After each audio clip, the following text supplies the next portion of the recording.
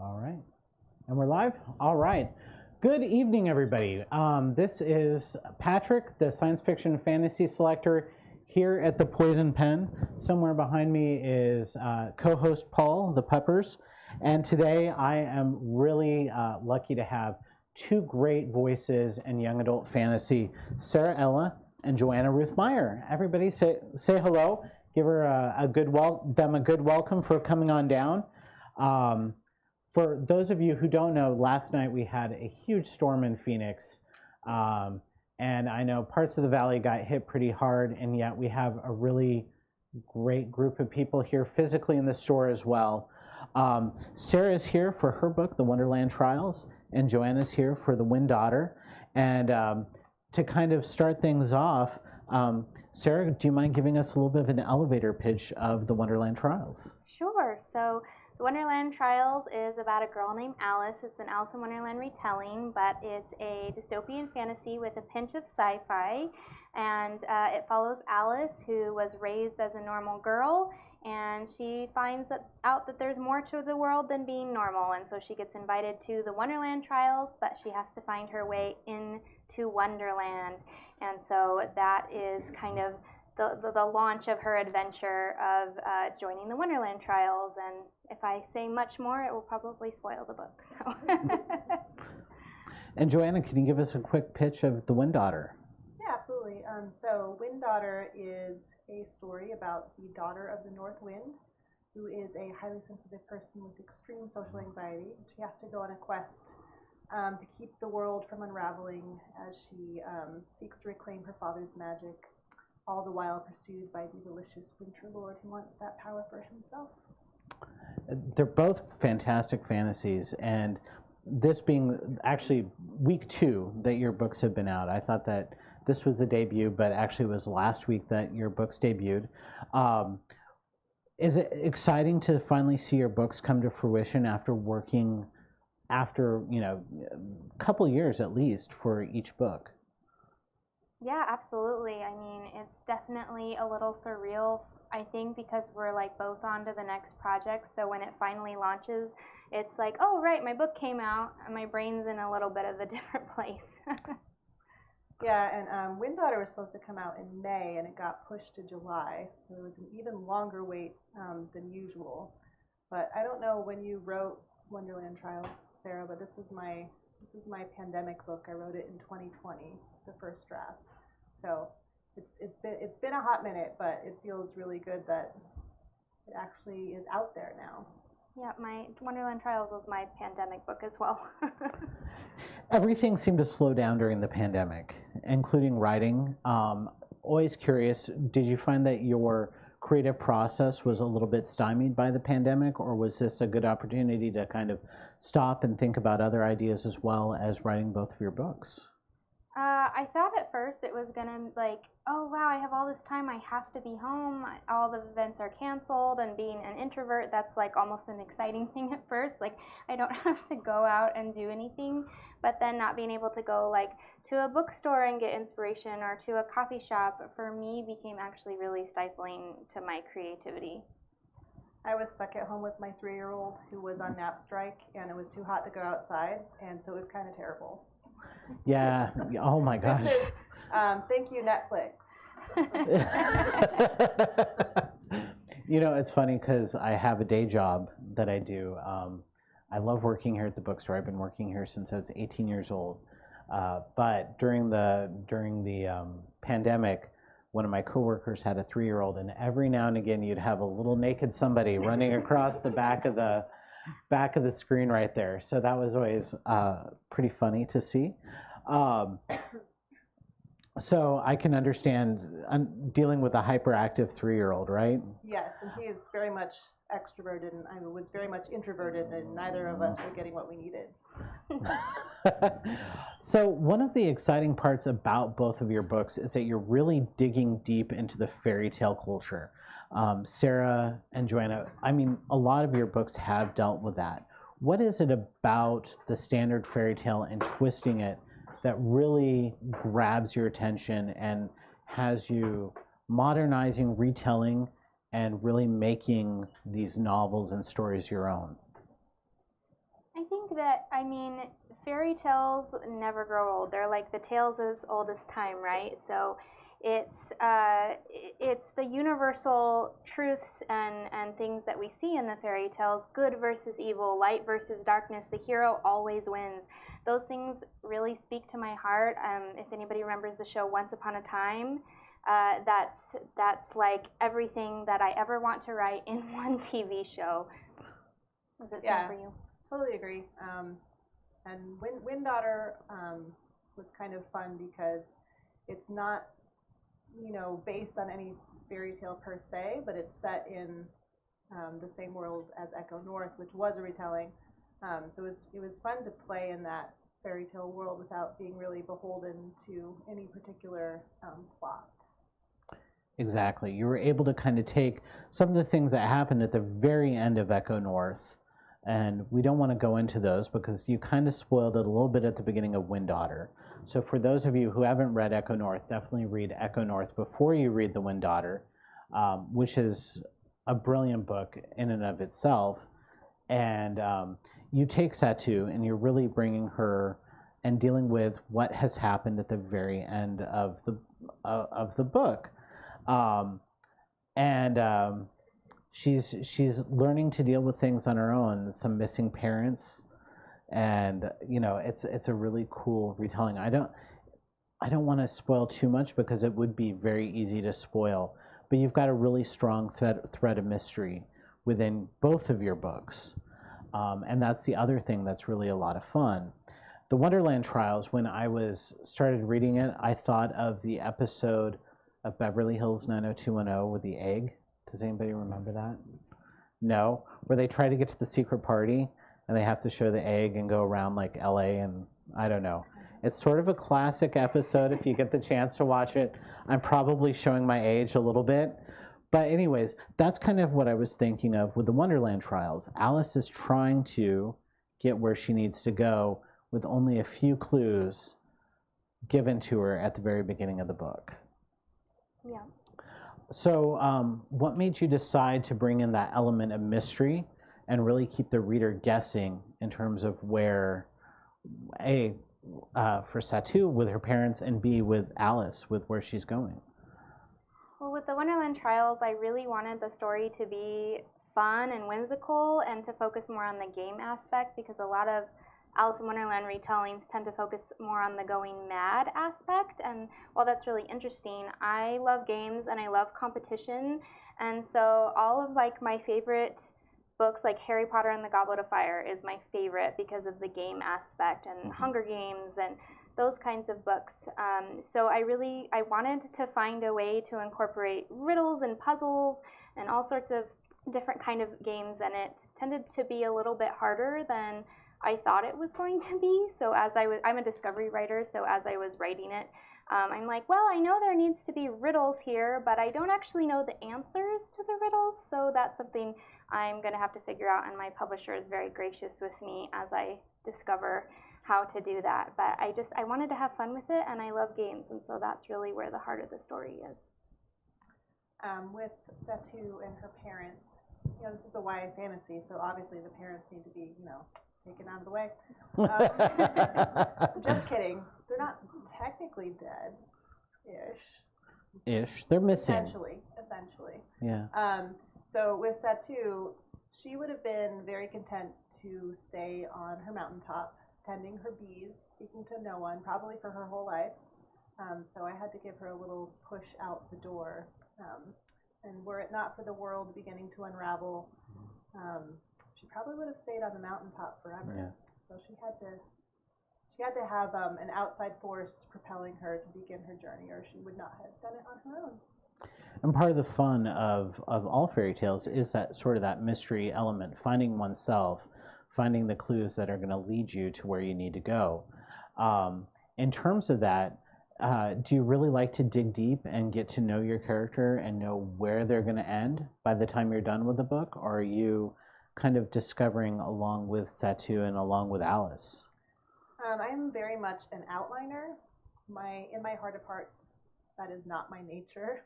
But if I do not do very detailed outlines, I write myself into plot holes and never get out of them. Yeah. So I do outline every single scene before I start writing my books. But I am also a very impulsive person, so I feel free to not be beholden to the scenes that I've outlined if when I get there they don't work. Because some things you cannot discover until you're actually writing them. They seem like a good idea beforehand, but yeah, so there is that bit of discovery for sure. I tried to outline one time, and I had to rewrite that book 3 times.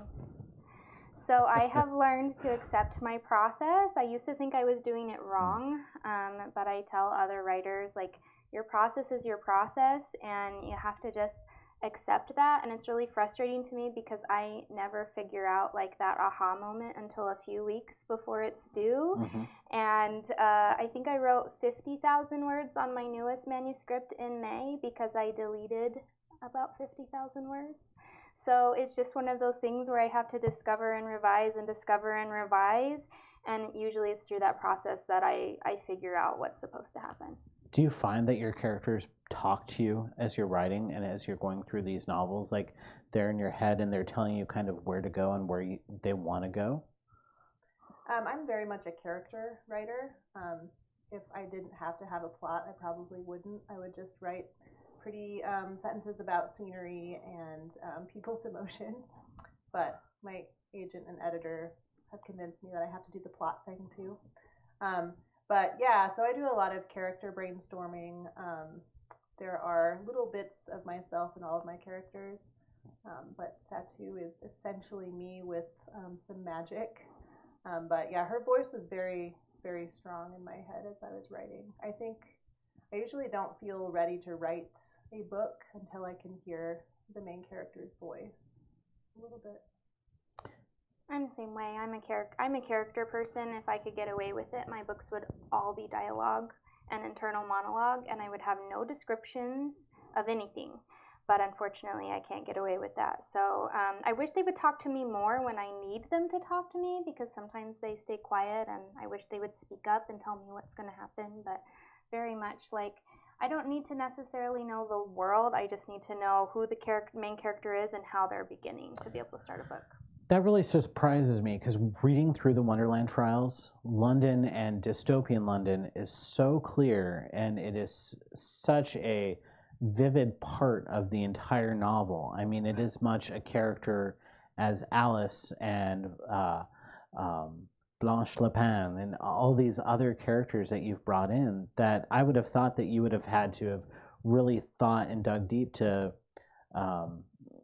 you knew the world as soon as you were writing this. Well, thank you. I had it in my head, and I've always wanted to visit London, so that was really a fun aspect of research. But I'm the stopper, so I get to a part where I have to have some kind of setting element, and I stop and I go to Google, and then I get back into the writing. It's a very slow process. I was going to ask if you actually made the choice of going to London and going to England just so you could have the, to write part of this novel, because it feels like you've really captured a lot of elements of it. Thank you. Someday. Someday? Not yet. Someday, though. Exactly. Book tour. Yeah. Book tour in London, and then it's a tax write-off. There you go. And how about you, Joanna? I mean, also, you have such a clear sense of place as well within the Wind Daughter and Echo North, and I mean, they complement each other. It's within the same world. Was it easier going into the Wind Daughter since you had Echo North as the world within it already defined? In some ways, yes. In some ways, no. I wrote Echo as a complete standalone, which I need to learn to not say that because companion novels keep happening. But so it was nice to have the world there, but at the same time, I was beholden by all of the things that I already said in Echo North. So I did have to go back and reread Echo and make notes of settings and all characters and timeline issues and that kind of thing. But it was really fun to go back and play in that world. I got to revisit some of the settings. I got to invent new ones. So it was both good and hard at the same time. Do you have a beta reader that you kind of ping stuff off of so that they can help you with the little finer details? So when I drafted Winddaughter, this is the first time I've ever done this, but I swapped chapters as I wrote it with a friend who was also writing a first draft. So that was kind of a really fun thing to do because I never share my rough draft with anyone. It's certainly not as I'm writing it, but because it was my pandemic book and I was writing it in such fragmented bits of time, my friend cheering for me kind of helped me get through that first draft. And then I like to go through 2 drafts before I show the book to my editor. So I kind of like look, I'm like, oh, this is my first draft, you know. I tend to need about 4 drafts before the book is mostly what it needs to be. And I do have a critique partner that I've been swapping stories with since 2014. And if she has time, I'm like, you have to read this because she's really good at plot. And so I like her plot insights. It's a challenge. It really is. It almost takes a village sometimes to write a book. And everybody thinks that writing is such a solo activity, but it really isn't. It takes not only, having good friends, but also, having good editors as well, and having people that help you tweak a little bit of what you need to do. Now, both of you have such great voices, and our store owner Barbara says you can fix plot, you can't change voice. So how did and when did both of you know that writing was going to be what you wanted to do? And both of you have a great voice, so clearly, writing was in the cards for you. I've always been a writer. I hate math. And so, English and language arts was always something I was drawn to. But my mom always said that I should write a book. And so she actually passed away in 2012, and it was her dream to open a coffee shop. But she always put her dream off for us kids, saying she would eventually do it someday. And so when she passed away, I really just wanted to do it now. I thought, if I don't do it now, when is there ever going to be time? And so they're nursing a brand new baby, like on my lap. You guys know those boppy pillows? So I would have like the pillow on my lap with the baby on the boppy pillow, and I was would lean over her yes, yeah, permanent pinched nerve in my neck from that.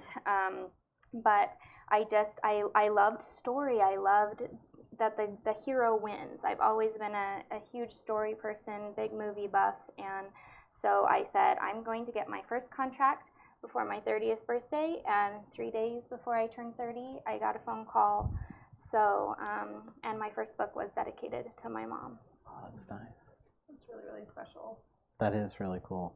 I've been writing since I was 7 years old. I wanted to be a poet initially, and I wrote a number of very bad, very short, very rhymed poems before transferring the aspirations to being a book writer. So I wrote as a kid and as a teen, but it wasn't until after college that I finished my first novel. And as for voice, I think it comes from A, reading a lot, and B, I'm a musician, so I really am in tune to the sound of sentences and paragraphs. I can get very carried away making things pretty, so sometimes I have to, rein myself in a little bit. But that's kind of what I'm always aiming for, is that lyrical type of musical writing. Well, and Echo North and The Winddaughter have some of the best lines, I think, that I've read in young adult in a really long time, and they are very lyrical. You really manage to capture kind of that essence and that feeling. And I found myself going back a few times and rereading sentences and being like, she likes to play a little bit with purple prose, and I'm a sucker for that. Yeah. So that was really, really cool. Yeah, sometimes I like a sentence so much that even if the scene it's in is getting cut, I work really, really hard to work it in somewhere else because I just can't let it go. Do you fight with your editors on that when you're feeling like something's really, really important to the book, and maybe they're saying cut it? Sometimes with this book, there was an aspect that my editor wanted me to change because it was too close to something in Echo North. And at first, I was like, "No, you're wrong. I want to keep it this way." But then you think about it for like about 5 minutes, and you realize she's totally right. You have to rewrite a section. But there was in my debut, I had just like my very favorite line in the entire book. And my editor was like, "You need to cut this scene," and I'm like, "This is my very favorite line in the entire book." And she's like, "Oh, okay, let's keep it in."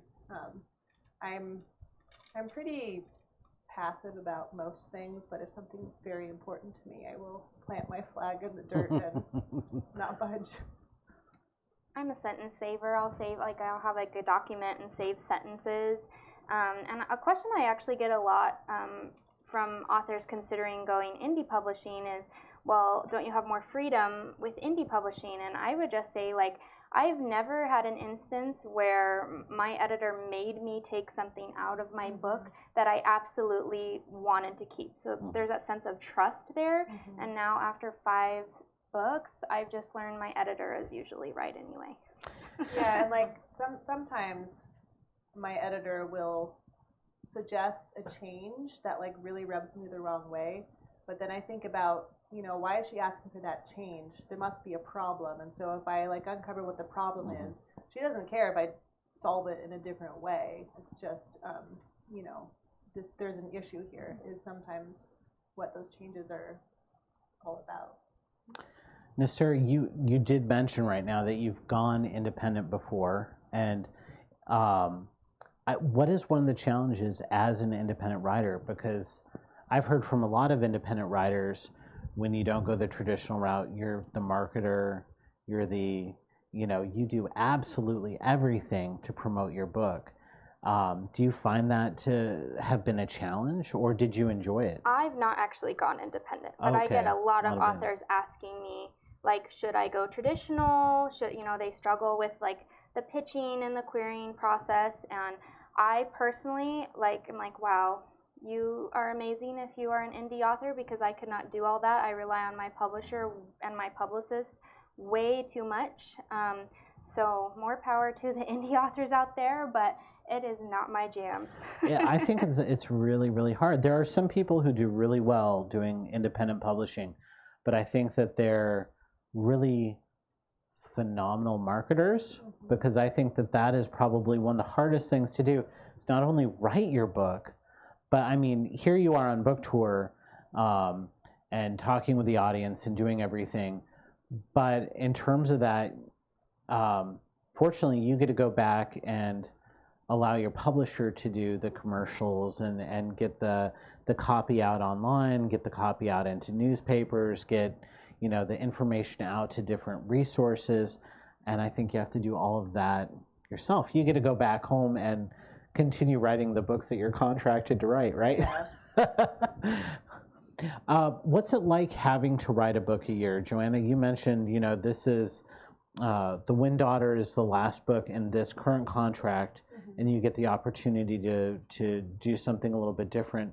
Sara, are you under the same kind of obligation of a book a year now? Right now, there will be a sequel to the Wonderland Trials, which I cannot tell you what the title is yet, or my publicist would give me all the sad face emojis. But right now, I'm on a little bit of a break. Watch social media this week. There might be some information. There might be some information this week. Oh, cool. Nothing you can disclose quite yet, but you're telling the audience, watch out for it. Watch my social media this week. Watch Enclave Publishing social media this week. Nice. And Joanna, you're with Saga Press, Page Street, yeah. And that's Macmillan, right? Yeah. Yeah. It's always very confusing trying to keep the bigger German publishing houses together. Yes, it is. Yeah. So this is my 5th book in 5 years. Realizing I have the amount of books as the age of my child.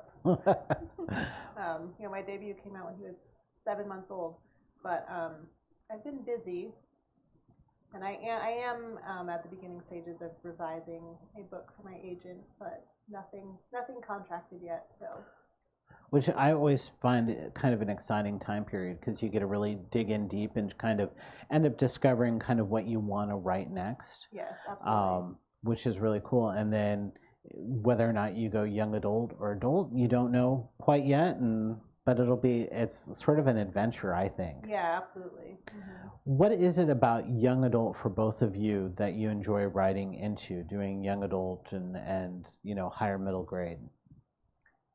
I never properly grew up, I think is probably my actual answer. I enjoy reading YA fantasy a lot. I think there's just a really good opportunity to explore story in YA, and it's often very pacey. You're not allowed to wander about like you are an adult a little bit. Mm-hmm. There's a lot of really good stories in YA fantasy, and it's kind of an honor to add to them. All my favorite books are children's stories. My librarian, when I lived in Utah, always said that YA, they have all the best books.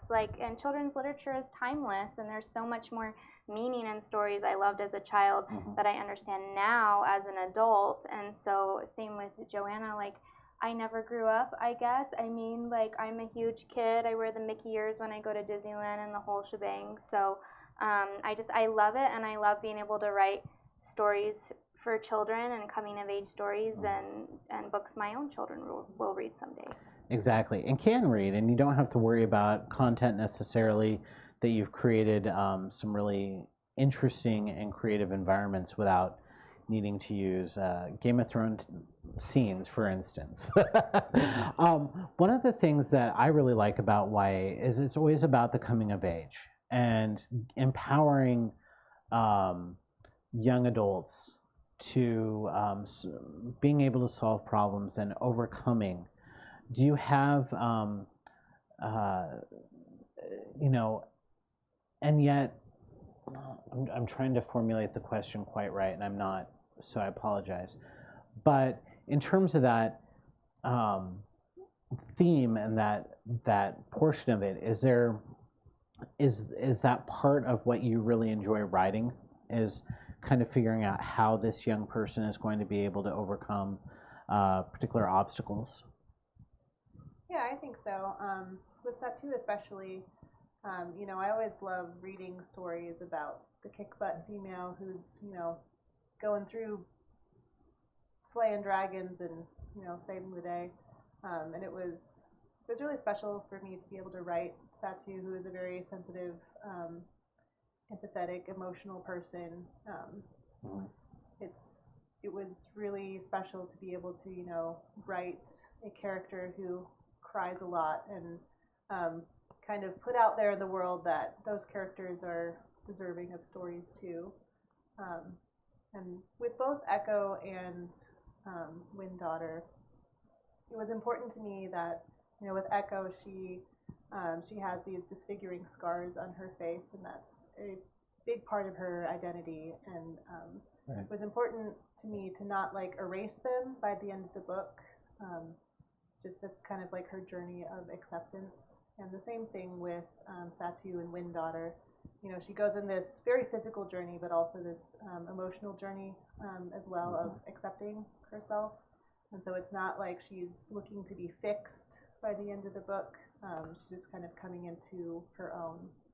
She's being empowered, Yes. Really. Yeah.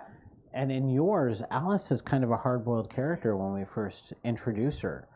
And when you're introducing her, and she learns to trust as the book goes along. Was that a lot of fun to kind of work in and work through kind of what Alice is going through? Yeah, so like Joanna, all of my characters have a piece of me in them, and I don't mean to do that. I just don't know how to not do it. And I think too, we see characters like Katniss Everdeen who are amazing and can shoot bows and arrows, but there are other types of strength. And so I really wanted to showcase that in Alice in the Wonderland Trials. And I think with each book, I'm processing something in my own life, and I somehow end up processing it through writing. And so with the Wonderland Trials. It was probably the most fun book I've ever written, but it's Alice learning like who she can trust and who her found family is, and kind of like allowing herself to open up to that pain, because if you don't open up to that pain, then you also can't open yourself up to love either.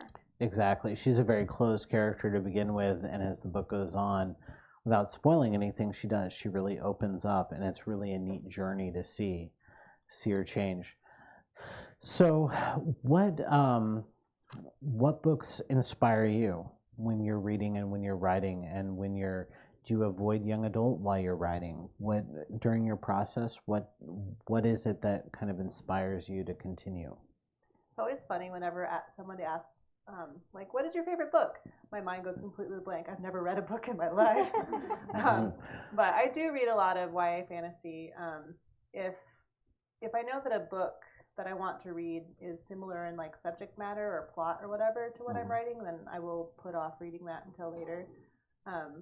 But other than that, I will keep reading YA fantasy. Lately, I've been dabbling in contemporary rom-coms because my brain needs a break from digesting all the world building in fantasy.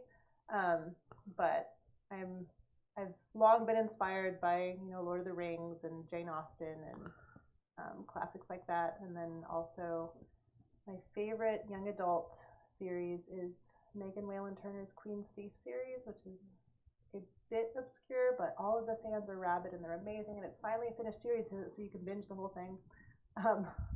But yeah, what about you, Sarah? Aside from because we write retellings, there's always that aspect of having to research the originals. So I've read Alice in Wonderland many, many times over the past several years. But like fantasy, when I'm writing fantasy, tends to hurt my brain a little bit, and so I kind of go toward anything Casey West. I've reread all the Casey West books like 5 times because it's like my nice brain break. It's nice and fluffy and in a good way. And then Kira Cass is somebody I return to time and time again. I just reread the whole Selection series this spring, and it's just as good as it was the first time. I've never read those. No. It's still a really, really popular series here. We have a hard time keeping those on stock. Yeah. What's your 5-year-old's favorite book right now? Which one are you rereading over and over again? So, as you might imagine, he has many, many, many books. So, there's such a rotation that I don't know that he has a favorite right now. Oh my gosh. Yeah. Because usually 5-year-olds, glom onto like one book and they're like, read it, come on. How about you? Did you have, your kids are mostly grown now, right? I have a 4-year-old, so my son's, I think, a year younger than Joanna's. And so he loves books. My husband loves classic literature, so he's reading like the Tales of King Arthur to him right now, because he loves all of that. But probably the one he makes me reread over and over is like Dragons Love Tacos. Dragons Love Tacos, still a classic, and again, one we can't keep on the shelf because it seems like everybody wants. It's a great book. If anybody hasn't read Dragons Love Tacos, you really need to read Dragons Love Tacos. It is a great children's book. Let's go ahead and open it up to the audience. Does anybody have a question for these ladies here? Patrick, anything online?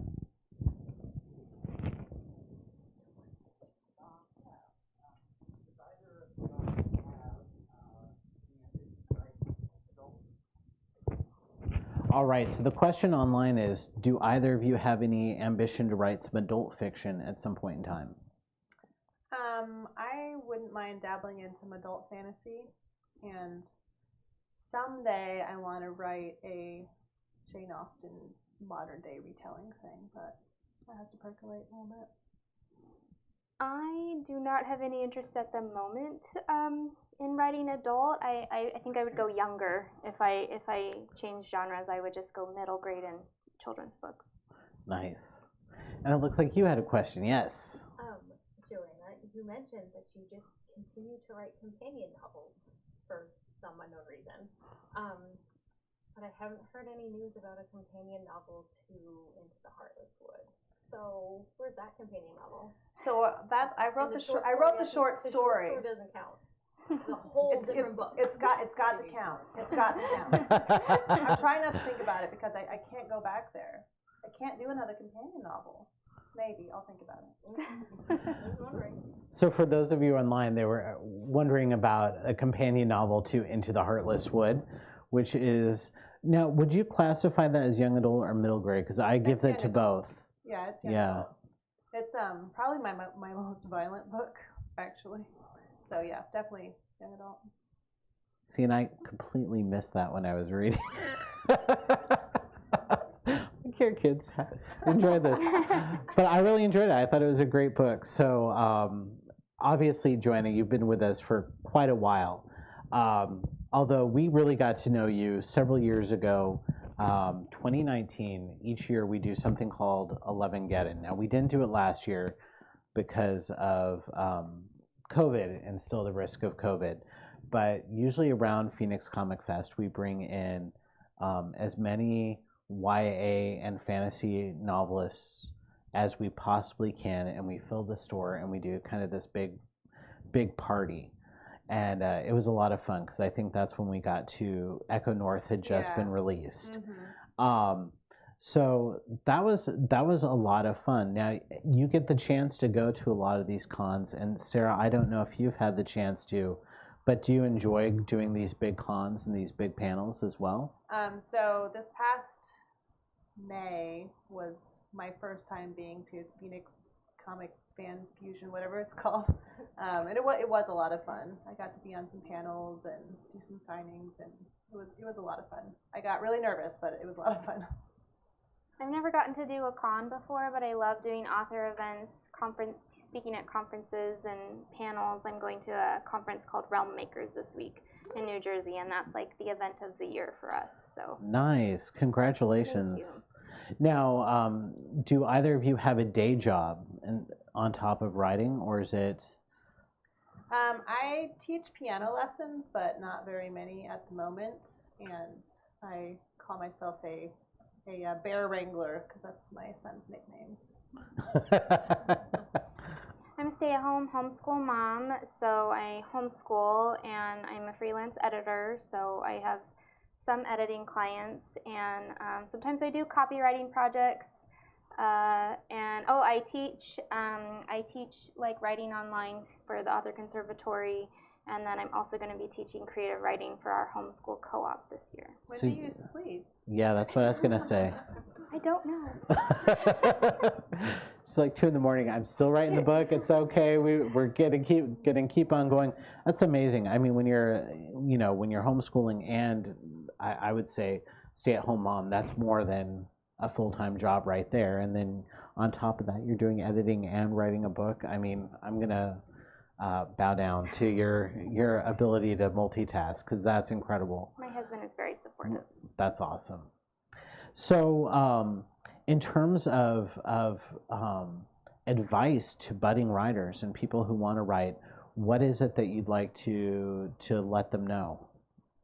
My number one piece of advice is finish that first thing.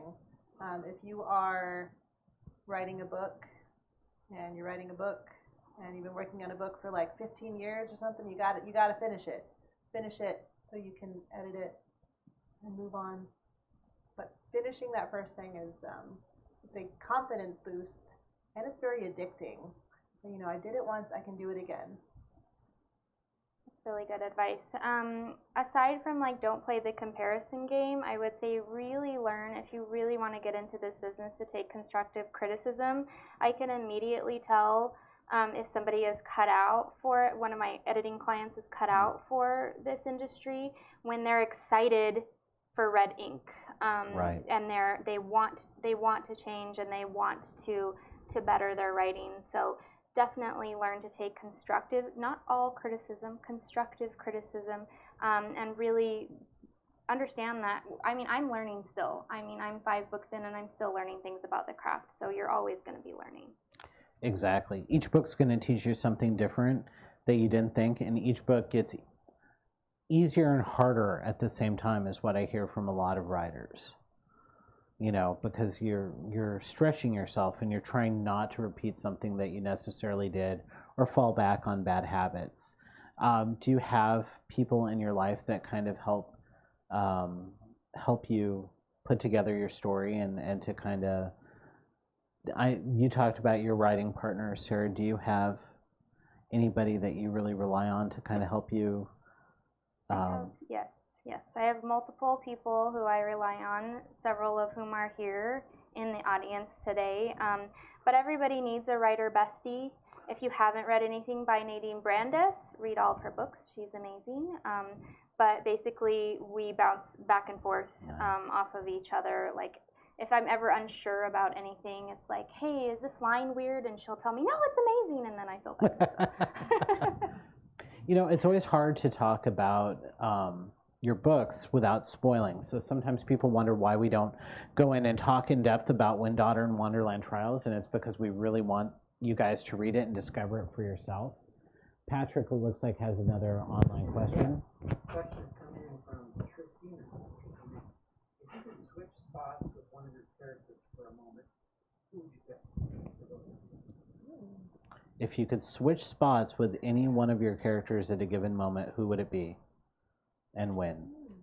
Any character in any book? That's my publicist who is asking that question. So,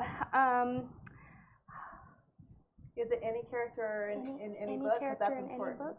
I guess it can be whatever we want. Yeah.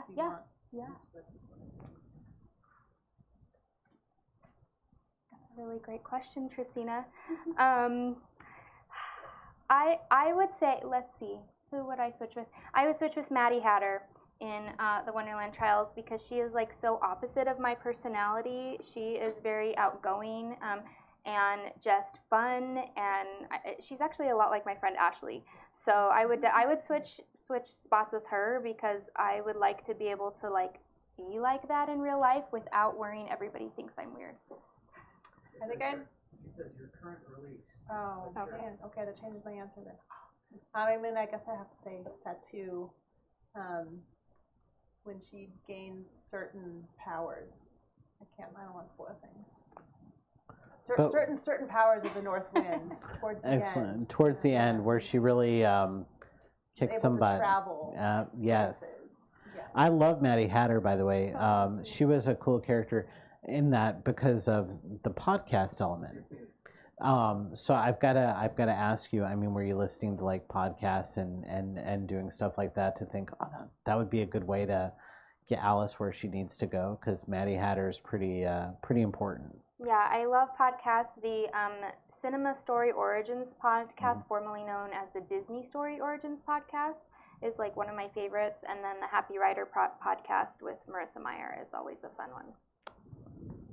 Any other online? No? All right. Well, are you two ready to get to signing away and meeting with the audience and friends and family and celebrating the release of your book? Absolutely. All right. Everybody, let's give Joanna Ruth Meyer and Sara Ella a round of applause. And for those of you online, thank you so much for joining us. And I hope that you all have a really fantastic evening and that you buy these ladies' books. Thanks so much. Night, everybody.